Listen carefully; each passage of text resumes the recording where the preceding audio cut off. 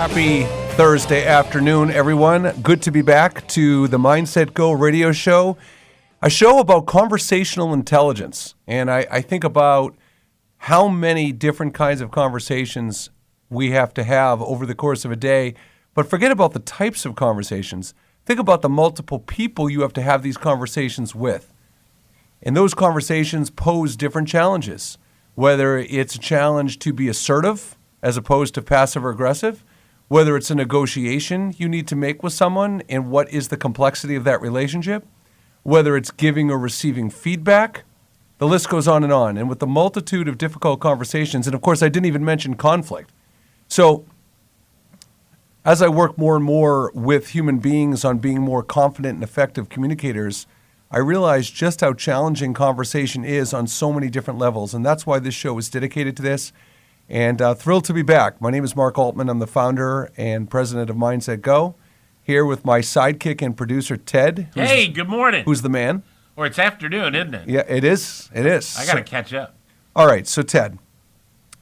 So I incurred some bad news yesterday afternoon. I found out that my step-grandfather died. Ah, bad news. And however, I have a very positive outlook about it because he had been very sick. He really had no quality of life left. He was in hospice, so it wasn't unexpected. And the toll it took on him and my mother caring for him was painful. So in some ways, it's a blessing in disguise. And so as I shared the news with my 13-year-old son, he made an interesting comment. And he said, well, it is sad, Dad. I feel it is sad, but, I didn't really know him all that well. And so I think I'm more sad for the people who knew him well. I'm feeling sad about that. And I said, well, that's a very nice statement. And it got me thinking, Ted, about your emotions and feelings. And I was thinking about how when people die, it's very awkward in a lot of different ways. One of them is people demonstrate grieving. Not only do they demonstrate grieving different ways, but they demonstrate it for very different lengths of time. Yeah. And I feel like sometimes there's almost this subtle etiquette. Like I have a really close friend in California whose father died, it has to be, maybe 20 years ago. And she still, to this day, really struggles with it and grieves about it. Yeah. And so I think about, how do you master your feelings and emotions? How do you express them in the most effective way? And in this specific case, what got me thinking is about how you can actually have two emotions at the same time. So my son asked me, Ted, he said, Dad, when you die, how do you want people to feel? And I said, I can answer that very easily. I know exactly. I said, there's a part of, I want people to have a gamut of emotions. I want them to feel sad. I hope they feel sad that I'm gone. But what I would really want people to spend the majority of their emotions and feelings around is remembering the special times they had with me, remembering the qualities and characteristics that they liked and enjoyed about me, and just the memories themselves, to celebrate. And so he says, oh, yeah, that's a much better approach. I said, no, that's not what I'm saying. I'm saying that you can do both, right? You can feel sad and express sadness, and you can celebrate. It's not like you have to feel shame for being happy or celebrating someone. And so we're going to talk about that today, and not about death and about that, but we're going to talk about because I'm such a big believer, Ted, in emotional intelligence, one of the conundrums I feel like people face with emotional intelligence. Did you like how I got that word conundrum in, by the way? I did. Just saying. One of the conundrums is that people feel like if they're going to be emotionally intelligent, that they have to have their emotions stifled. And that's not what emotional intelligence is. It doesn't mean you can't express your feelings. Well, isn't it the opposite? It's totally the opposite. So you can express your feelings, you can demonstrate how you feel, but what you're ultimately trying to do is, in a very simple way, you're trying to reduce the intensity of the emotions, right? And I think a lot of people, when we talk about emotional intelligence, what they don't realize is that when you're angry, when you're hurt, and when you're frustrated, when that level of emotion is intense, people are so focused on how it's conveyed to the other, but how you internalize and feel those emotions yourself is such an important aspect of emotional intelligence, and knowing how it can affect your stress level, physical, mental, emotional health. So what's funny is that if you think about sports, for an example, so the conundrum for a coach in professional sports is when a coach is frustrated with his players, or her players for that matter, what they think and what I've heard that they're told to do is they're not supposed to yell at their teammates or their players. They're not supposed to show bad, disappointed, frustrated body language to their players. So when I work with coaches in schools, they'll say, well, okay, so then how am I supposed to act? And so I'll hear things like this, Ted. I'll hear, well, I guess I could just put on a fake smile.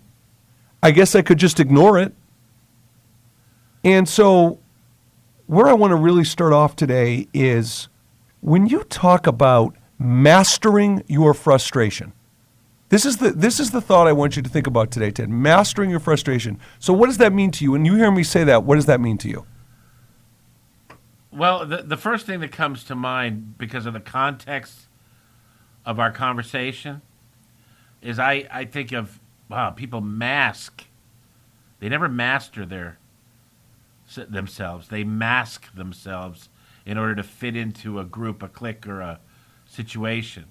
But to master, I would think you have to first be, okay, here's that word again, mindful enough to think before you speak, and here it is again, mindful enough to listen to what you're going to say before you say it.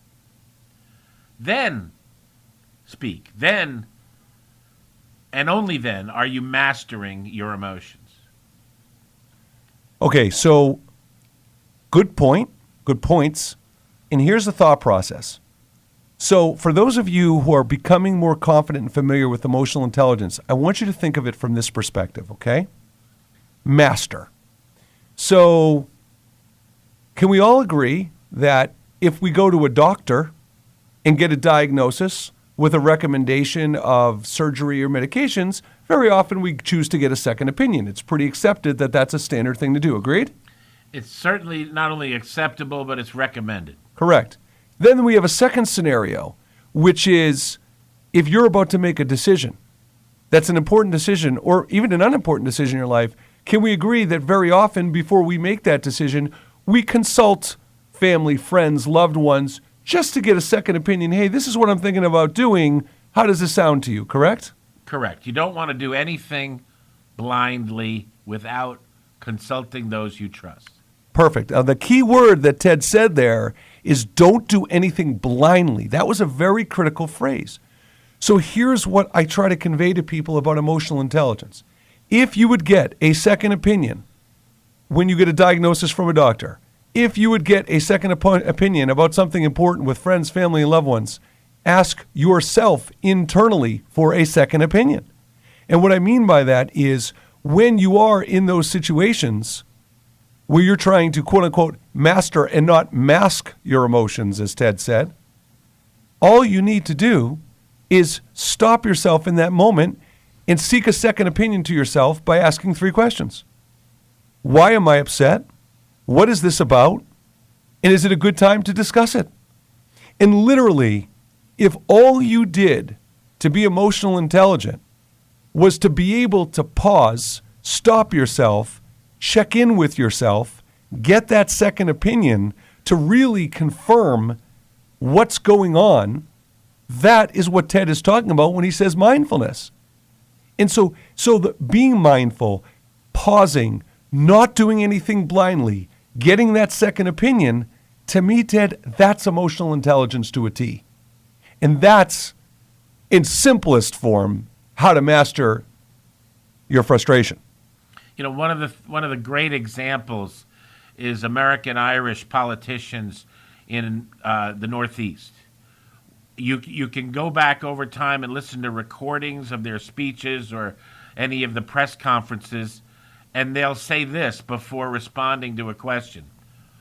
Well, let me say this about that. In fact, they're buying themselves a little time to be mindful. Mm-hmm. So I think as we go through this today, so that's the first thing. How do you master your frustration? And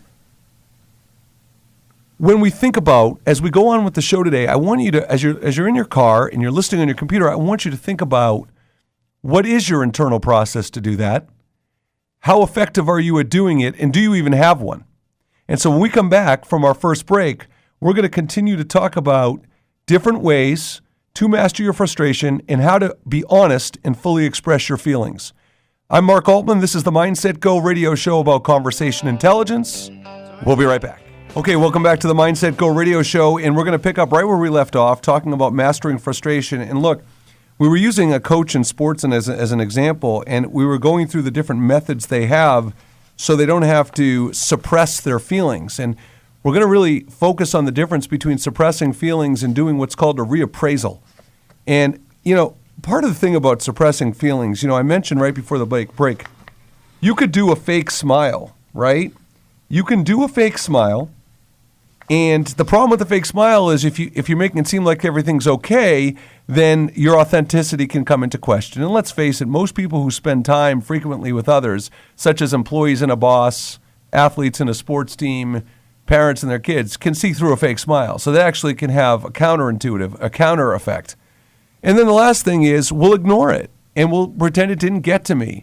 And the problem with ignoring it is, as I've said in the past, are you ignoring it internally and externally? And what I mean by that is when you would ignore it outwardly and give the impression to the people around you that you've moved past it and you've ignored it, if you really haven't, and if it's still festering in your head and you don't address it, then that's absolutely not a good solution. And it actually, not only will it not master your frustration, it will expand it. So look, what are the choices, right? So that's what we do. So here's what the choices are. Right? You can honestly and assertively articulate what's going on, why you're feeling that way, what you want to say, and how you want to say it. And the problem there is that honesty part. It seems so easy, but with conversations, what is such a consistent struggle for people is that assertiveness factor. So if you've progressed enough to identify what it is that you're frustrated about, that's hard enough to really pinpoint the root cause of your frustration. So if you've gotten past that first hump, then to actually communicate it assertively to others so they can hear it, understand it, are open to what you're saying, that's what conversation intelligence is all about. So, which brings me to a question, Ted, which is, and I was thinking about this. When you say, as a suggestion or recommendation to someone, you need to fully express your feelings. That to me is a very loaded statement because fully express to me almost subtly means unload or vent. And there's some kind of connotation. So like I asked you earlier, Ted, so how do you define, if I said, Ted, you just need to fully express your feelings, what does that mean to you? Okay, well, again, let me throw a caveat in because Please. I have a severe speech impediment, and I was taught as a young person to think before I speak. That way it wouldn't come out with the silliness that happens when you just start talking without thinking. Yeah. At least that's what the nuns taught me. Sounds like a really simple concept. Well, yeah, except when you have a speech impediment. But let me say this. The caveat is that you must plan to be mindful, or you will pop off and regret it later. It's really very simple. If you don't put into place a plan to stop, think about it, then react, you're going to have the potential that every human being has, and that is to be how did you say it? To express yourself fully? Yes. Well, if you can express yourself fully and have the audience accept it, or you can express yourself fully and make yourself feel good. So I just got to throw that out at you. I mean, does anybody know the definition of Irish diplomacy? What's that? The definition of Irish diplomacy is to encourage someone to go to hell and have them enjoy the trip. No, I love it. That's a Winston Churchill quote, I think he got it from somewhere else, though. It must have been on the back of a Bushmills bottle or something. Well, Ted, so, what's funny about what you said is, I mentioned in our first segment today that when you decide how you're going to convey your frustration, we often don't think about how it affects us. It's not just how it affects the other person, but how it affects us. And what you talked about is the consequences, what you'll regret later on, and how that's going to come back to bite you. Oh, yeah, whether it's physical or it's mental or it has to do with destroying a relationship or changing a relationship. It will have a form of regret if you just pop off. Well, and it makes me think of a very simple expression we grew up around. I remember Smokey the Bear fire prevention. Yeah. And the thing we always learned as kids is stop, drop, and roll, right? Right. And so mindfulness is about stop, think, and act, or stop, think, and respond and don't react, one or the other, right? Right.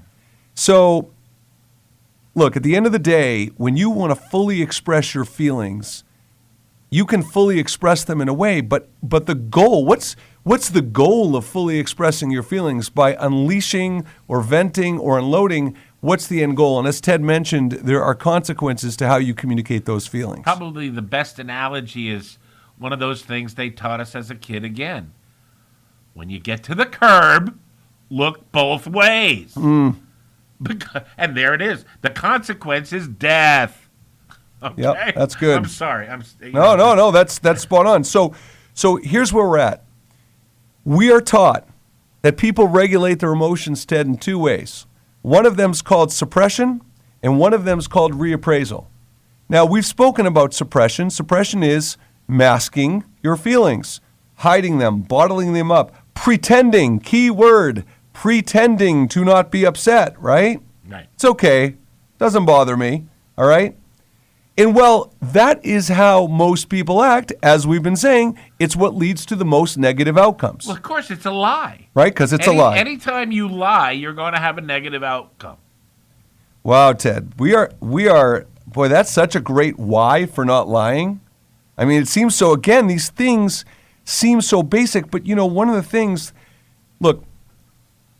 I talk about when I do training for companies is when you're trying to incorporate and apply new habits, new strategies, and so on and so forth, what's hard for people is most of the time, like if you're listening to the show right now, okay, you hear Ted say things like, it's a lie, negative outcomes, you're always going to get a negative outcome. You're sitting in your car or you're sitting in your office going, yeah, that's right, that's true, that's a good point.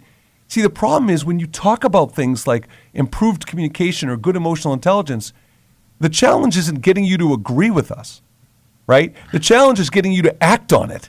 Yeah, and this is so hard for people. So if you're sitting there thinking, wow, that's a good point. Yeah, right, all I need to do is stop, think, and act. I need to not mask my feelings. I not need to live a lie and pretend. Yes, those are all important things to have awarenesses and mindfulness around. Well, can I break it down? Sure. Mindfulness. What's the first syllable there? Mind. Yep. If you use your mind and tell the truth, you're not going to have a negative impact. You're going to be able to work through it because you'll always know what the facts are because you didn't make them up. The facts are the facts. And you use your mind, not your gut, to respond.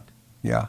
Well, that's an important point about, that's that whole gut reaction, right? So it's your first instinct instead of using mindfulness, right? Hey, the mind is strong, but the flesh is weak, my friend. Yeah, exactly. So, okay, so here's where we're at. So before I give you the magic solution, which is reappraisal, yes. Let me just, as you're listening to the show, I want you not just to hear that, oh, right, really are negative outcomes and consequences to pretending and masking your feelings. I want you to understand what those outcomes are so you're clear and you're not just telling yourself, okay? So the first thing is it's an elevation of stress level. It's an elevation of stress, and I'll give you a perfect example. When a parent becomes angry at their children, the children may not always be able to tell they're angry, but if they're not authentic about it and they're pretending, the kids are recognizing that lack of authenticity, and it's setting off an alarm. So here's what you're dealing with.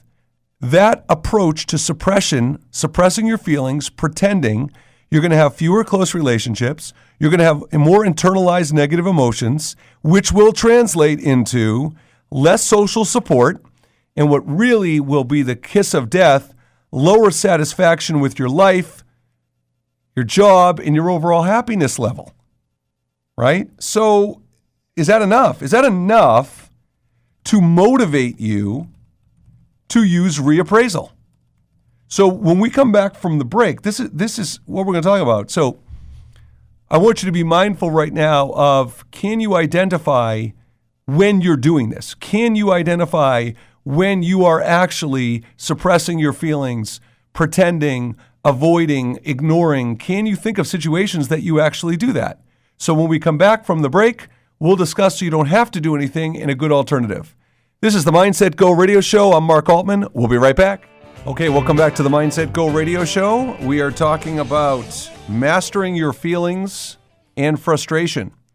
And we have talked so far today, if you're just joining us now, we've talked about the negative consequences of pretending and masking your feelings and not really being able to know how to communicate them and fully express them. Well, guess what? If you've just joined us now, great news, because I'm going to give you the solution to not do that anymore. And what's funny is the solution is called reappraisal. And what I want you to pay attention to as we go through this is the actual definition of appraisal is an act of assessing something or someone. And what I find interesting about the name of the solution, the person that came up with in psychology, the person that came up with the name of reappraisal, which escapes me right now, is implying that you've already made an appraisal.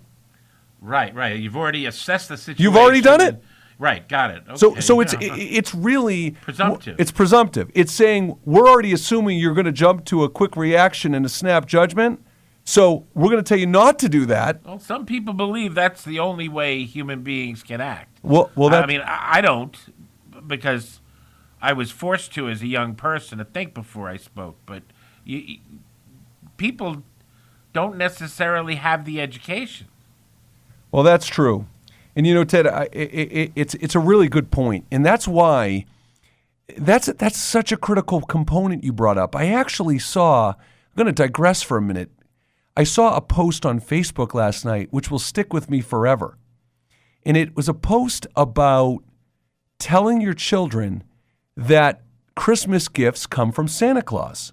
And the post basically made the point that the problem with telling kids that Christmas gifts come from Santa Claus are the people who can't afford to give their kids gifts. Those kids are asking their parents, does Santa Claus not like me? Am I not good enough?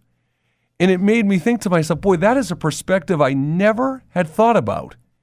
And so, ironically, I was talking to my 13-year-old son about this, and he says, well, Dad, what's the big deal? I mean, how many? I said, well, wait a second. First of all, it's a lie to begin with, right? So you're telling your kids that gifts come from Santa Claus to begin with. So now, if you're taking the lie, and now if you've been enlightened by that new perspective of the damage it could cause other children, you're basically saying what? Well, it may, but it's such a part of the Christmas spirit. It's such a part of it. So, and listen, I understand this is a controversial viewpoint, and I get that. But if you stop doing that to be empathetic and considerate to other kids so they wouldn't have to ask those questions, would that ruin, if all of a sudden your kids found out that the generosity came from you and not Santa Claus, does that now diminish the value of the giving and the gifts? I think not. I don't think so. So when you bring up, Ted, to your point, you made me think of that, because when people act a certain way, I sometimes think there's a default reaction to, well, it's on purpose, it's malicious, it's intentional, when very often, like you said, they may not know any better. Can I give you an example Sure. from current events? It's like blaming failure of your management skills on social phenomena.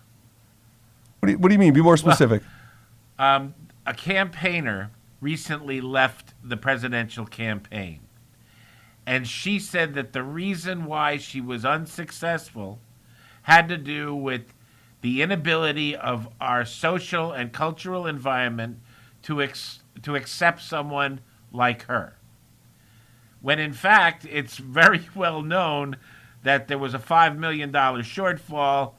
The employees all came out saying, "Oh my God, it was a disaster, management-wise."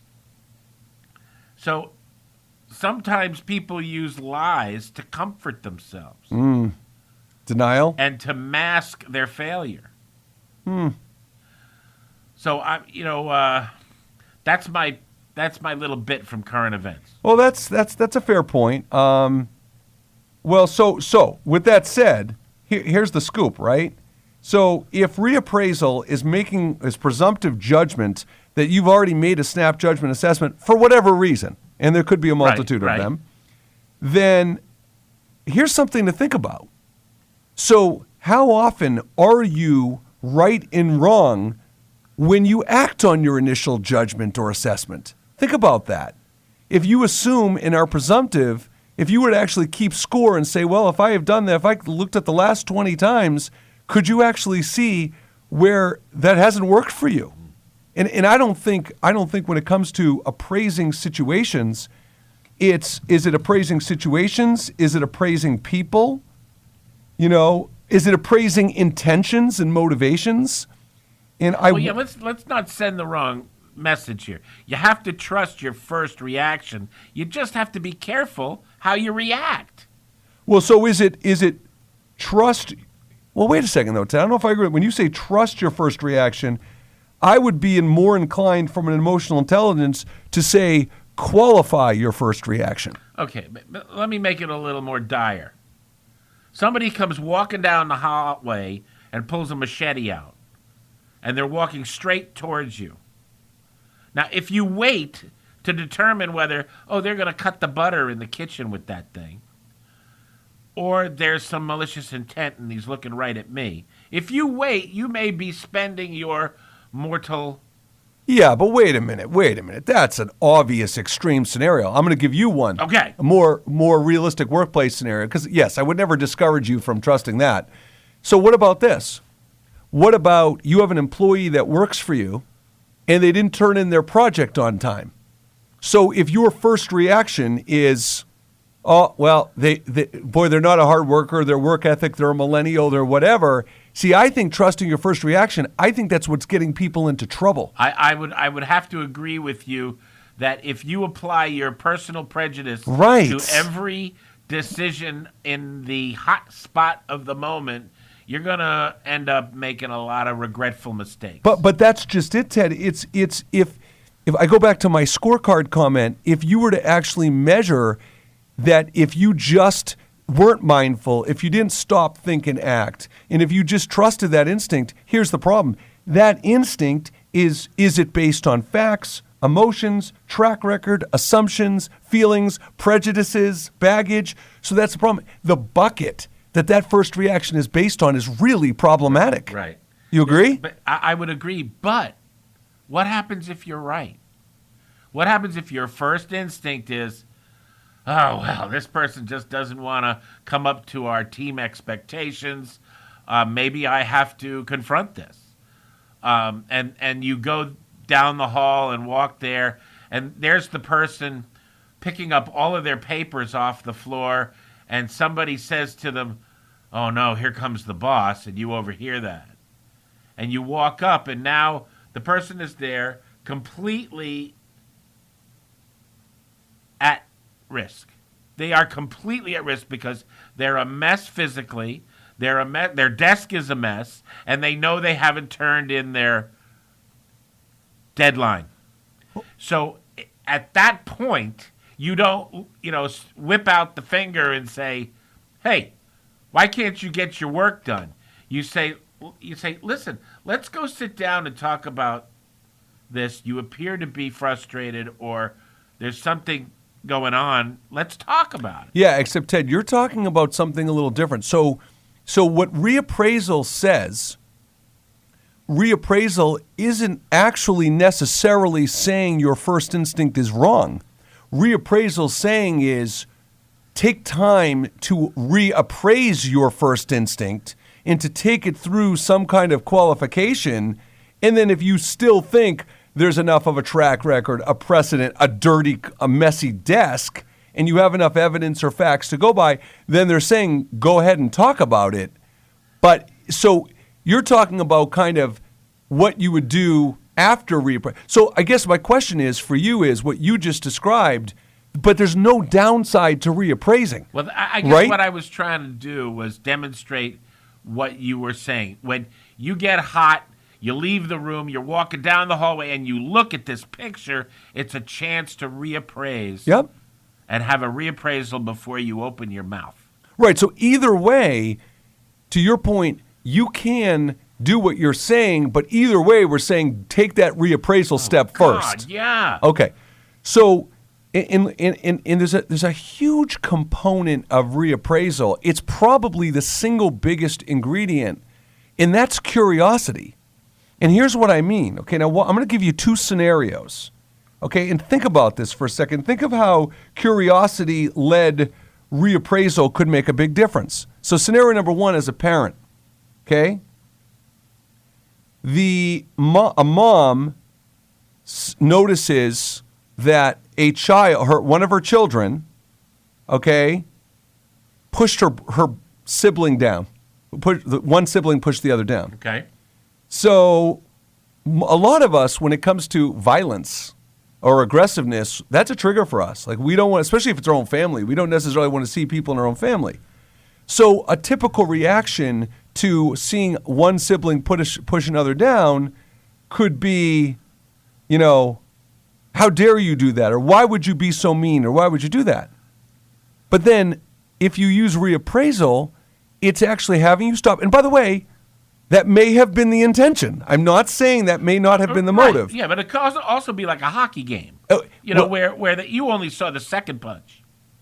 True, but where I'm going with it is, it could be because maybe the other child's just overtired and impatient. Right. So what I'm saying is there could be more to the story, and you must Definitely reappraise. Otherwise, you're repeating the violence. Right. So the choice is you can either jump to the conclusion and just assume one child's being mean to the other, or you could look for alternative reasons, be curious to why the behavior is happening, and then after you've thought about it, you could still make an evaluation to what you think it is. But here's the trick, okay?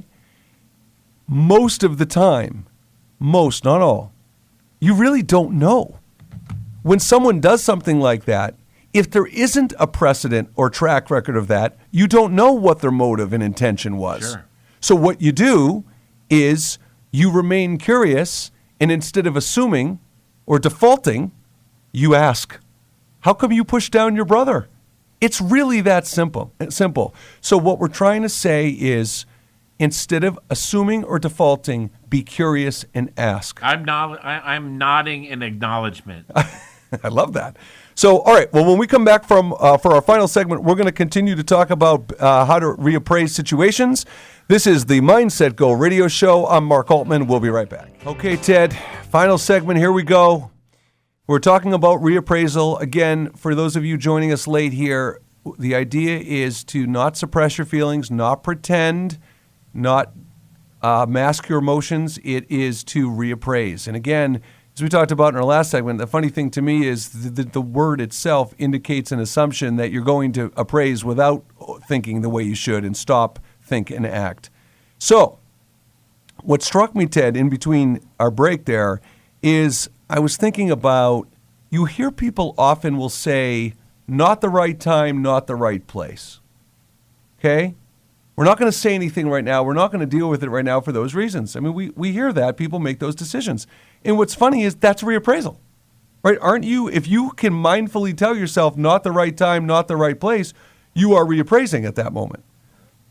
The problem is if you are reappraising, such an important facet of reappraising is dealing with it.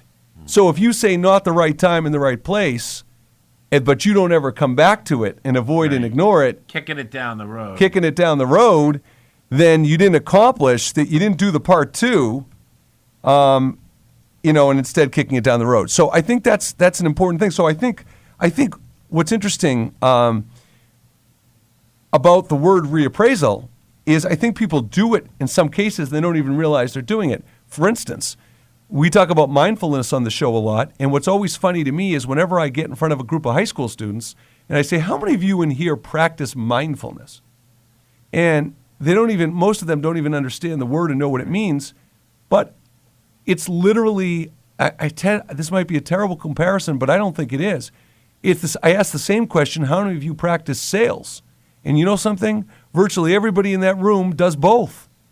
And I tell these kids, it's as simple. Mindfulness can be as simple of setting a reminder in your calendar. It can be putting a sticky note. It could be, the act of reminding yourself to be present and do something.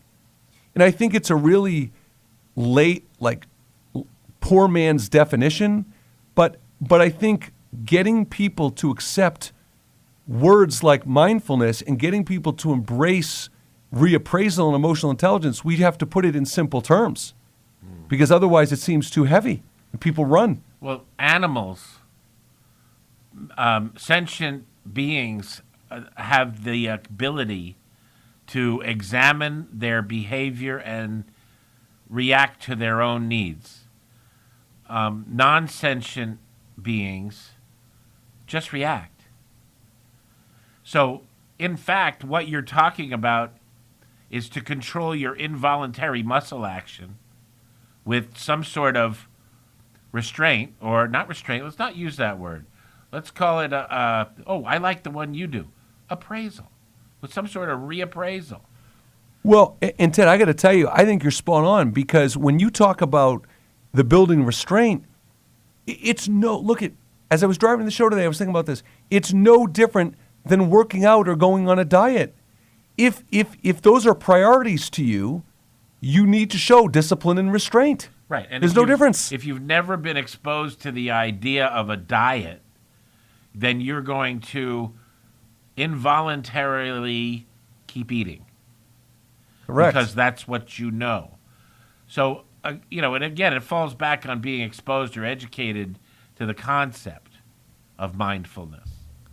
Agreed. It didn't surprise me at all that you said that about high school kids. I mean, I remember being in high school, and I wish I was mindful every time Susan talked to me. Yeah. Just once. Well, it would have been great. Well, and what's funny, where this really ties all together, when I look at a lot of the work I do with leadership, I think about this, Ted. If you're a CEO of a company or if you're a board of directors, and I was to poll the typical mindset of a CEO and board of directors, and I said, what do you want from your leaders? What do you want them to be able to accomplish? What they're going to say is they're going to want productivity, they're going to want efficiency, they're going to want cost effectiveness, they're going to want a good culture, they're going to want to build teamwork, right? And don't forget cooperation on the sales forecast. Well, there you go, right? So, that's a good point. So, good sales team, right? So here's the thing. Think about this. If you are evaluating the leadership team at your company, if you're evaluating your own skills as a leader, think about these questions. How would you answer these questions? Because to me, the way you get things like productivity, efficiency, growth, teamwork is by being able to do these things. Can you manage and influence the emotional states of the people around you? Listen up, people. This is the high test. Right? Absolutely right. 2, inspire and instill confidence in the people you manage. Ready for this, Ted? To help them maintain motivation and cope in the face of difficulty. How do you build a resilient team? How do you build a motivated team? How do you build a confident team? That's what you've got to be able to do as a leader. Show them how to deal with diversity. If you can do those three things and you can manage and influence the emotional states around you, guess what? All the things that the CEO and the board of directors want, those will happen organically because you're doing the necessary things to create those end results and outcomes. So, look, I think when you come to reappraisal, having the ability to regulate your feelings, having the ability to show restraint. And I'll give you a perfect example. We often are telling people how busy we are. And not only do we tell them, we demonstrate it, we show them, we sound unapproachable, stressed, and overwhelmed, right? So people pick up on that. right? People respond accordingly. They pick up on that. Sure. So this is what you do about it. If you're in a position of leadership, I don't care whether you're a coach, a parent, a leader at an organization, whatever, president of the National Honor Society, team captain, doesn't matter. If you can recognize that you are feeling stressed, overwhelmed, busy, withdrawn, you have choices. Because instead of letting people see that kind of behavior, if you can actually pick up on that you're feeling and demonstrating that behavior, then you can then reappraise, and this is a different kind of reappraisal. You can then reappraise what behavior you want to model for the people around you. And so there is such intent. We've talked about this on past shows. There is such a level of responsibility when you are leading other human beings, and people pick up. It's contagious. Do you ever been with friends or people in your life, Ted, where you start talking like them or acting like them just contagiously because they're around you a lot? Sure. That's human nature. That is. It's just, and that's what we do. And that's what emotional intelligence and reappraisal is all about. You can want other people to act a certain way, but you've got to be able to be self-aware and identify how you act, how you want to model. And here's the big one. The best leaders that I've ever worked with, okay, are able to share their process for doing so. So there's two sides to the story. Side one is your team sees you and hears you as being busy, overwhelmed, and unapproachable. Side two is they can see and hear how you don't do that. So imagine if one of the people on your team comes up to you and says, "Hey, Ted, boy, I tell you, you seem to handle stress really well. You seem to really be able to cope with your emotions. And how do you do that? Because I got to tell you, I really struggle with that." This is where the rubber hits the road. As a leader, you have to be able to articulate how you do it.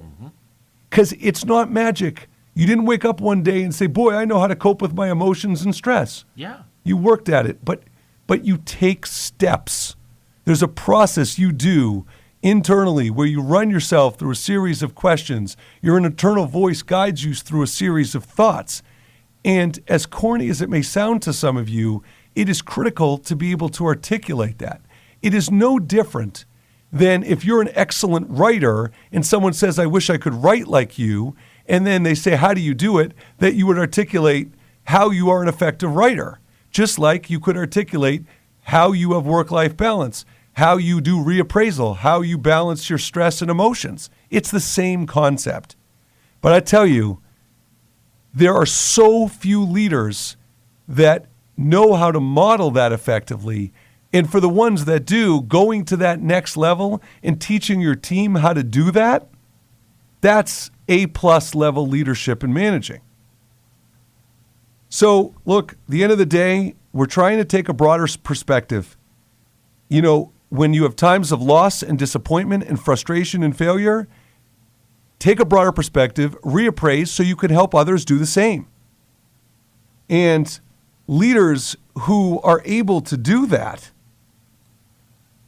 are better able to help their followers manage their own anger responses. So the goal for this week, everybody, is to exercise your reappraisal muscle. Identify the opportunities, the situations, the benefits, and the value for when reappraisal will serve you. Look back at situations where you have reacted and didn't respond and how it came back to hurt you because of what your assumptions and intent was. Incredible message. Thank you. And Ted, thank you again for a great show and helping. This has been the Mindset Go radio show. For more information on how we can work with you as an individual, your team, or your company, contact MindsetGo, info@mindsetgo.com, 978-206-1535. I'm Mark Altman. Have a wonderful week.